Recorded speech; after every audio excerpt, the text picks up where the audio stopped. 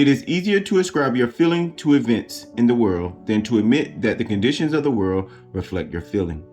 However, it is eternally true that the outside mirrors the inside, as within, so without.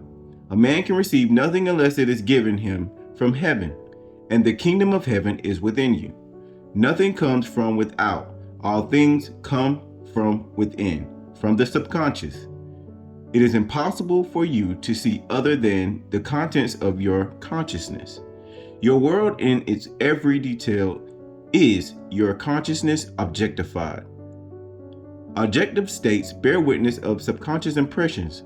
A change of impressions results in a change of expression. The subconscious accepts as true that which you feel as true, and because creation is the result of subconscious impressions, you, by your feeling, determine creation. You are already that which you want to be, and your refusal to believe this is the only reason you do not see it.